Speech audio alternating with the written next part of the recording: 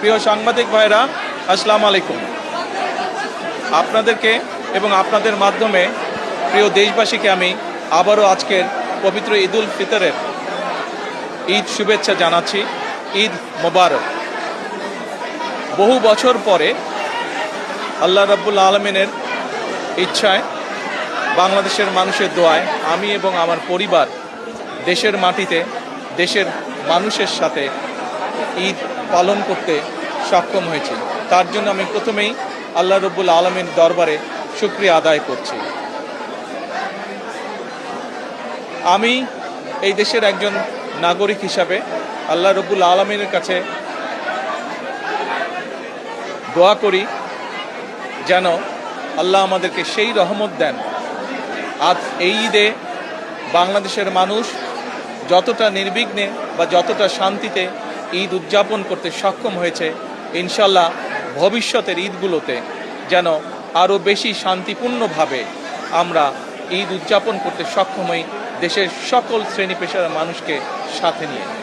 একই সাথে আসুন এই ঈদে আল্লাহ রাব্বুল আলামিনের কাছে আমরা রহমত চাই, যেন আল্লাহ আমাদেরকে সেই রহমত দেন যাতে করে আমরা বাংলাদেশের মানুষের সেই প্রত্যাশিত সেই বাংলাদেশকে ধীরে ধীরে গড়ে তুলতে পারি।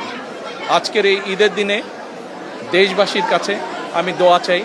একই সাথে দেশবাসীর কাছে আমি অনুরোধ জানাবো যে আপনাদের সহযোগিতা যদি থাকে, ইনশাল্লাহ আপনাদের এই নির্বাচিত সরকার দেশকে আপনাদের চাওয়া অনুযায়ী দেশ গঠনের কাজে সর্বোচ্চ শক্তি দিয়ে চেষ্টা চালিয়ে যাবে।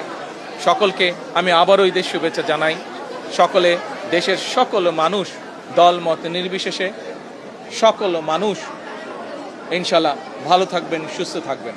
আজকের এই দিনে আমরা আবারও গভীর শ্রদ্ধার সঙ্গে স্মরণ করছি 1971 সালে যারা জীবন বাজি রেখে এই দেশকে স্বাধীন করেছিলেন, সেই শহীদ, সেই হতাহত মুক্তিযোদ্ধাদেরকে আমি একই সাথে স্মরণ করতে চাই 2024 সালের ছাত্র জনতার গণ আন্দোলনের মাধ্যমে এই দেশকে স্বৈরাচার মুক্ত করতে গিয়ে যারা শহীদ হয়েছেন, যারা হতাহত হয়েছেন, সেই সকল গণতন্ত্রের যোদ্ধাদেরকে, সেই সকল গণতন্ত্রে শহীদ হওয়া মানুষগুলোকে, তাদের সকলের আত্মার মাগফিরাত কামনা করছি। সকলকে আবারও ঈদের শুভেচ্ছা। ঈদ মোবারক। আসসালামু আলাইকুম।